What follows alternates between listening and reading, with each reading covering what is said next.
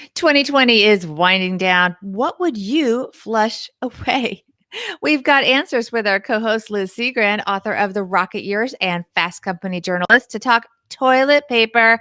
I kid you not, it is Tuesday, December 8th. Let's talk money with our friends.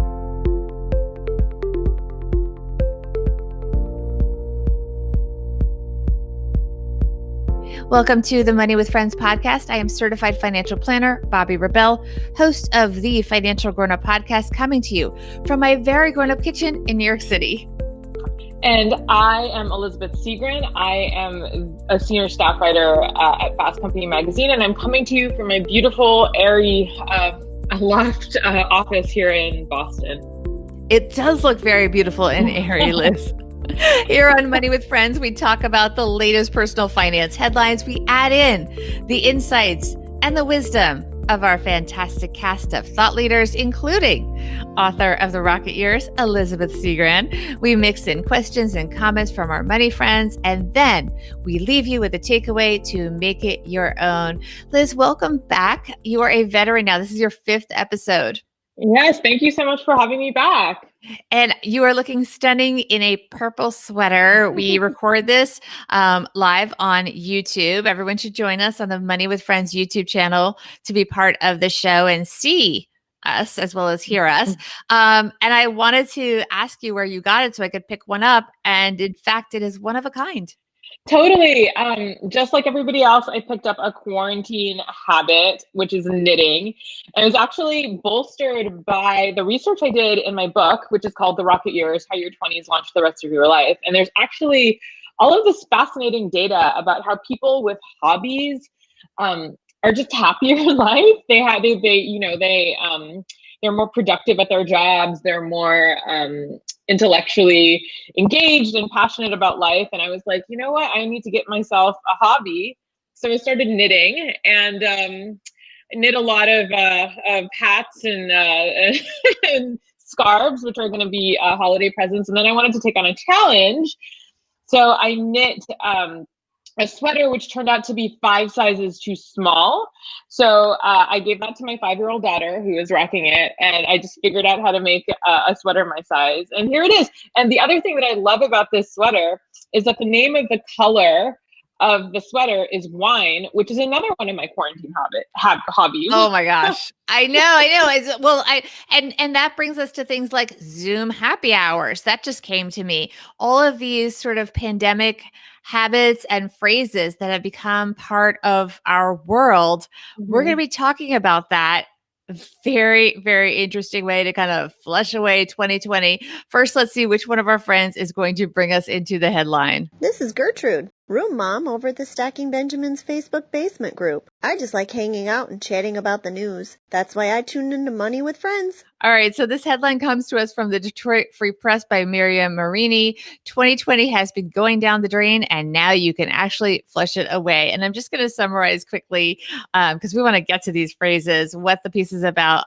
The company American Standard is doing a giveaway, and basically they're going to give away toilet paper featuring the worst of what 2020 has had to offer us. They did a survey, and they asked people to identify one thing from this year that they wish they could flush down the drain. And, they sort of joke about that this was the year that, really this kind of was a standout thing. But they, in all seriousness, we want to flush the turmoil down the toilet and start the year with a fresh, clean start. Obviously, the majority of people, 87%, said they wish they could leave the coronavirus in the dust, the phrase new normal along with it.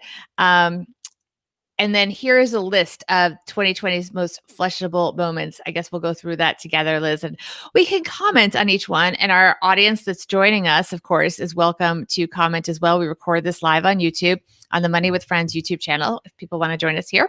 The first one, of course, as I mentioned, is COVID-19 at 87%. Not a surprise, Liz. Totally. I mean, my daughter is 5, and we, whenever there are questions about like what she wants to move past from or what she's hoping for in the future, she always says no COVID and no coronavirus. So I think it's penetrated into the culture. The toddlers are against the pandemic as well. Yeah, it's kind of like that phrase we always hear about. Your grandparents said I had to walk, so many miles to school and it was uphill both ways. Our children are going to say, you don't have to deal with COVID-19 and all this homeschooling stuff. The next one, far behind it, is the phrase new normal at 49%, which actually makes no sense. There's no such thing as a new normal. It's contradictory in and of itself. Totally. I was talking to a friend the other day and I brought up the term unprecedented, and he said, "Oh, I hate that word. It's become such a dirty word now. This idea that we're going to have to like change everything about who we are and how we live. Yeah, we're all sick of it." Yeah, like unprecedented, and like you said, and like they always say the new in these uncertain times or in these challenging times, and that was in every ad I felt at the beginning of the pandemic. And it's like, okay, we know that. Thanks for telling us once again.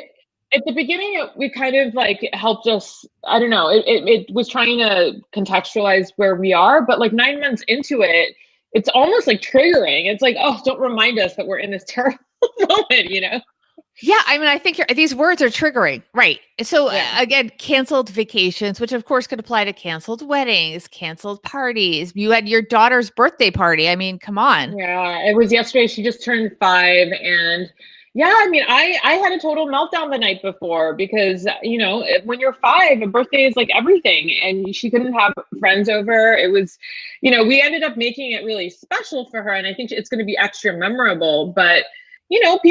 People have had weddings that have been canceled, right? These are life events. These are milestones that you're not going to get back. Yeah. And not to mention, of course, the industries built around them, which you may have different feelings about these industries, but there are people that have jobs and their businesses have been destroyed. Totally. Absolutely. Yeah. And that goes along with, virtual everything, which is, conferences, book tours, maybe. Mm-hmm. I mean, everything is virtual. And at a certain point, people just don't want to get on the Zoom call anymore. I mean, all these virtual conferences, it's not the same. Yeah. And weirdly, in this year, I've been working from home for a long time. I do a lot of my interviews on the phone. And this year, because everybody is shifted to Zoom, a lot of my interviews, people are requesting to do them by video. And I just find them so much more exhausting than just doing it over the phone, because there's all of this like visual feedback. You're not making eye contact with a person, but you have to follow their face on a screen. I'm over it. Yeah, I would agree completely. This one is technically not, it's not coronavirus related. Murder hornets. That's another thing that was just like a fun thing thrown in there for us this year. Yeah. I mean, it was just like apocalyptic, right? Everything that could possibly go with the election, with this, everything. Well, and people were saying, at the beginning of 2020, we were worried about the fires in Australia, which we are absolutely still, that's very important, of course. And that's tragic. And oh my God, the pictures of the koalas. Who knew what else was coming? Well, and then we lost a lot of people this year on top of everything, like basically there have been so many people who have lost. We don't have to go through them all right now, but it's like everything. This is a terrible, terrible, horrible, miserable year. Oh, nasal swabs. 30% said nasal swabs. I mean, my son at age 13 has had so many COVID tests. Really? He's on his 9th day of school so far because they're constantly testing the kids, which is kind of ironic because of the schools. They're testing the kids, at least in our experience, more than the adults, because they're testing the kids to be able to go into school. And then somebody doesn't get a good test result, and then they're shut down again. So it's really frustrating. So he's so used to he hates these nasal swab tests. He's like over it. I haven't actually had a single COVID test because I live in my my loft office. I haven't left it, and I have I have an elliptical machine here. I'm like fully self-sufficient from my bunker right here, so I haven't had to do that. But my husband is a professor at Harvard, and they have like a very extensive testing regime there, and everybody's getting tested multiple times a week. So yeah, it's either you're getting it all the time, or you're just like me and you just haven't seen a person in like 9 months. Yeah, I've had it twice, but they were for purposes. Like I Mhm. had a medical procedure, and so they make you get tested before that kind of thing, but Mhm. nothing like my son. I mean, he's just a pro at it. All right, missed parties at 24%. Of course, your daughter's Yeah. birthday party didn't happen. My son's Mhm. bar mitzvah has not happened yet. So many parties that have just Totally. not happened. And I Yeah. would say 90% were really sad. But is there a little part of you, Liz, that's like a little bit relieved to have all that sort of free time on your calendar this year? Yeah, I would say that, when I saw all of this, there are many things about 2020 that have been terrible and that I don't want to have to deal with. But honestly, like, yeah, there have been some things that have been quite nice, including Thanksgiving. This year the three of us, my husband and my daughter and I just stayed here. Granted, I'm not actually American, and so I didn't, Thanksgiving wasn't a big holiday for me growing up. But I was really nice not to travel and just to have 4 days to be at home and do things as a family. There are some things that I think are really nice, but only because we can see an end in sight. Like it's just an anomalous, like special thing, and eventually we're going to get back to normal. I think that's how I'm feeling about it. The reason we can celebrate the good things is because we know that this is not going to be life forever, right? Have you had moments when you feel like it's life forever? At the beginning, I think people had no idea when it was going to be over. And I honestly, I think I was feeling depressed. I don't think I had the words for it at the time, but I was feeling depressed because I thought this was going to be, I thought this was going to be our life for like 7 years. Because if we didn't have it's amazing that the vaccines have been so effective, but I think everybody was really surprised by that. I think people thought that maybe the vaccines weren't going to work and that some version of this was going to be, part of our life for a really long time. But I think now that there is an end in sight, I think we can start planning and we can start enjoying the good things, and sort of like, flushing the bad things down the toilet, right? Yeah, I think so. And I think it's a balance because we're all a little bummed about various things. But yet, with the vaccine, I feel like that's giving us a little hope as we turn into the new year. We record this in front of a live audience on Facebook and YouTube. Everyone, definitely, as I've said, please join us on YouTube on the Money with Friends channel. We have Sarah here with a comment. Yeah. Yeah. She talks about how she's really bummed that her son won't get to spend his senior year in high school with his friends. And he has a good attitude about it, and it makes her a little sad. And Sarah, I'm totally with you. I actually launched a book right at the start of COVID in March called The Rocket Years: How Your 20s Launch the Rest of Your Life. And it's really about the big decisions that we make in our 20s and how they play out throughout our lives. And we launched it at that time because it was supposed to be ready for the graduation season, right? The high school and college graduation season. And everything got disrupted because nobody was able to have graduations last year. And that's one thing. And, I talked to so many young people during that time. I did a lot of virtual events. And these are the kinds of things that you just kind of don't get back, right? Like it's an exceptional period in a person's life. And it's such a valuable and important time, as they transition from one phase of life to another. And you don't really get those moments back, right? Like travel will come back, you can have a 6th birthday party and all of that. But like graduation, that's a special moment. And so I think it's perfectly reasonable for us all to be mourning the loss of the things that we don't get back. Yeah, I completely agree. One thing we will not miss for sure, although it seems to not be going away so fast, is the expression "you're on mute." How many times has that happened to you? Even almost, we had a little glitch recording this, and I didn't know what was going on, and I didn't know if you accidentally muted yourself. I mean, it's like constant, really. Totally. For me, that hasn't happened to me, but I always have this anxiety now that like my video is on when I don't want it to be on, or that I'm somehow on a Zoom call, or that whatever. There's always this anxiety that like I'm somehow getting filmed. It's just constant, even when like my computers are not on, right? It's like, am I on video when I'm not supposed to be? Like, Well, and there have been some incidents of people being on video when they have thought they have not, that have had major repercussions, and people can go Google that kind of stuff. Hello, Jeffrey Toobin. But yeah, totally. Yeah. And I think those moments like really just like create anxiety, right? Where it's like, we're on video all the time now, all day, in our homes, in our private spaces, right? And so it's like, oh, did I just did I leave my Zoom on and like, and like, are they watching me like, like, I don't know, taking a nap back there? Like, I don't know. I know exactly. And it's become so much of a part of our culture that I feel like I used to really like try and get all dressed up all the time. And now, I'll just do Instagram lives. And, my husband said to me the other day, he's like, could you even just put on some makeup or a filter or something? He's like, the bags under your eyes are showing. You look awful. And I'm like, oh, I do. But it's so much. I just can't anymore. It just becomes exhausting. I know. Oh. I've had to literally buy makeup this year because of all the Zoom calls. Like I usually don't, because I'm at home usually in my office. Like I don't usually have to be seen by anyone. And now we're on show. Yeah, all the we time. are. Yeah. Ironically, we're kind of seen more. We're like reality TV stars now, right? There's like cameras on us all the time, which really sucks. Well, and it's been interesting because you do see into people's sort of into their private lives a little bit, even though people can put the camera in the corner and this and that, you do sometimes get a window into how your colleagues live. I know. And, I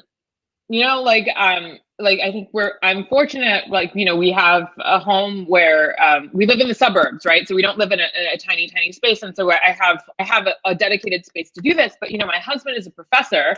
And so he's doing these Zoom calls with his students all the time. And it's hard because, in a classroom, at university, you don't have to be vulnerable about like your roots and your origins and what your house looks like, right? Whereas now, he's doing these calls with people and it's like, you're seeing the huge discrepancies between some people who, are like vacationing with their boyfriends in Hawaii to wait out the quarantine, and other people who are like, sharing a room with like two siblings and, working part-time because their parents lost their job.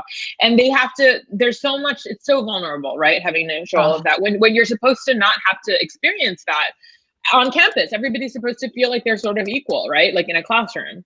It's really hard. Yeah. And that's, I think, an ongoing theme that deserves more attention. Maybe we'll be able to circle back to that on this show, because I do think that this has been a real awakening of what we don't see under the surface when people all attend the same college, but there's a lot going on underneath the surface in terms of economic disparity.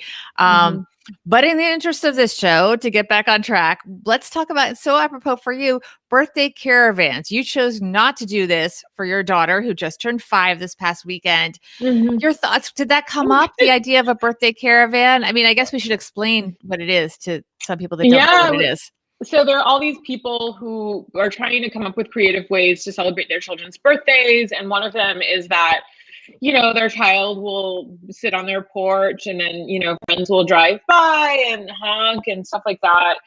As I've mentioned, like I totally had a meltdown so my daughter turned 5 on Saturday and I just had a meltdown on Friday night. Like it was midnight and I started crying with my husband and I was like, this is a birthday means everything to a 5-year-old, right? Like they look forward to it the whole year. They read books about it. And then she wouldn't have a party. And so anyway, what we ended up doing was, my husband like woke up the next day, went to Party City, bought the whole store and like brought everything to the house, and there were balloons everywhere. And that made a big difference, right? When you're 5, like all of that is just such a big deal. And then she asked whether our neighbors could come round while she did a piñata, while she hit the piñata. And, our neighbors are like in their 50s, 60s, and 70s, right? So there are no kids in our neighborhood. But she's friends with these people, right? She sees them all the time. And they came by and they watched her and we all had some cake and they were all socially distant. But yeah, it's like we have to get creative about this stuff, right? Because, what are you supposed to do? I know, exactly. I mean, I'm at a loss. I have a 13-year-old, so it wasn't as big a deal. He basically was very happy to have a virtual birthday party playing video games with his friends. But in past years, the past couple of years, he's had a bunch of buddies over sitting on the couch, and he did ask for that. And I had to say no, and I confirmed with the other parents that we just weren't going to do that in June. So that's a bummer. And it wasn't something we could really do outside. And even another child, they wanted to do something outside. And at that time, the parents were just not open to that. It was much earlier in the pandemic. We weren't we didn't have such a good understanding of how things were spread. So Right. yeah, let's flush birthday caravans down the toilet. Just to clue you guys in, if you are interested in learning more about this, it's American Standard. They're going to be giving away 450 customized Flush 2020 toilet paper rolls away for a limited time. And you can go to the American Standard website to enter, and they're going to choose the winners in about a week from when this episode goes out, which is December 14th. I did enter. Liz will be entering. So good luck to everyone in winning. I will keep you guys posted if I win one of them, but I'm crossing my fingers. We're going to get to our takeaways and maybe share some phrases that we would like to flush away for 2020. But first, I just want to remind everybody as we get towards New Year's that keeping track of your money is really as important, maybe more important than actually earning it. One thing that I do to keep track of my money is FreshBooks. I used it even before I started my business while I was still working as a TV anchor at Reuters. And it's been great. It's super easy to manage your money. If you have a business, you can invoice your clients. And they have ways, by the way, where you can get paid even faster. It connects right to your bank accounts. It tracks everything. It makes tax time super easy. If you want to find out more about it, you go to moneywithfriendspodcast.com/FreshBooks. And here's the really good news. FreshBook plans are now 70% off for the first 3 months if you go right into it. You skip the 30-day free trial period. Go to moneywithfriendspodcast.com/FreshBooks for more information. And I've really enjoyed using it, so I recommend it personally. Check it out and see if it works for you. All right, Liz, what is your takeaway from this? And maybe some phrases that you want to flush away from 2020. I want to flush away sweatpants. Let me just tell you, I love sweatpants. I have been living in them. I'm currently wearing a version of sweatpants right now. As you can see, they're leggings. Those are lovely. They're very nice. They have a snake skin print on them, but I'm just, I kind of miss wearing real clothes. I'm wearing real clothes right now with you because you can see me. But, most days I'm just, I'm in sweatpants or no pants at all sometimes, right? And it's like, I just want to be wearing, I have a whole closet full of clothes that I love, right? And there's no reason to wear them now. So I'm ready to start wearing clothes again. That's an excellent answer. So yeah, and I would add to that loungewear, leisure wear, all that kind of stuff. Definitely. Okay. Any other takeaways though from the article? I don't want to cut you off. Yeah, totally. So I think that the main thing here is we should definitely flush away all of the things that have been problematic about this year. But I would say that, there are some things that we've done this year that I think are good, right? And like we've learned some things, right? I think many of us have figured out self-care. We've clarified things that really, really matter to us. We've picked up some good habits. I think like a lot of us are taking more walks. I picked up knitting and other hobbies. So I think with all the stuff that we want to flush away, I think there's some things that maybe we want to hold on to. And I think it'll be really easy to lose touch with these good things once life returns to normal. So I think it might be worth holding on to the good. Yeah, I think those are excellent reminders. Some phrases that I think were left out. And maybe these are too obvious. Obviously, social distancing, screen time, pods. Are you in a pod? Is your family in a pod, Liz? No, it's just the three of us. We're not doing pod. Okay. Yeah. So not doing the pod. Yeah, we didn't do a pod. Yeah. But a lot of people did pods, which I'm not sure how protective they are because you just need one little leak in the pod and, who knows what could happen. My top one is remote learning because really the kids, with a few exceptions, are just not learning when they are learning remotely. And I'm curious if our listeners want to write into us, just DM us on our Instagram channel at Money Friends Pod and let us know, do you think remote learning is learning? Because I don't. So I think we can just flush that phrase away. Hopefully it will be gone soon when we get this vaccine into widespread use. I don't know what the right phrasing is of that. Liz, this has been wonderful. You're going to be back tomorrow. We're going to be talking about the book business and some things a lot of people don't really know that you become aware of when you were an author, but they might be changing. Tell us, though, in the meantime, where people can be in touch with you and learn more about the Rocket Years. Totally. So you can find me at Liz Segran, LIZSEGRAN, on all the socials, Instagram, Twitter, all that good stuff. And you can find my book, The Rocket Years, How Your 20s Launch the Rest of Your Life, anywhere books are found, including Amazon. But I would recommend, if you're interested in buying it, try and buy it from your local bookstore because it's likely suffering right now. Yes, and you can also go on my website. I have a link to Liz because she was on the Financial Grownup website, and we're working with Bookshop, which links to independent booksellers. So you can do that way, or just go to Bookshop, and that will point your order to a local retailer. Liz, thank you so much for joining us. We will see you back tomorrow. Thank you so much. I can't wait to be here again. This show's created and hosted by us, Joe Saul-Sehy and Bobbi Rebell, and it's edited and produced by Ashley Wall. Money with Friends is a product of Money with Friends, LLC, copyright 2020. For a list of the thought leaders who appear on the podcast and links to the stories discussed, head to our website, moneywithfriendspodcast.com. You can also check out our schedule for upcoming recording sessions so you can join us and be part of the show.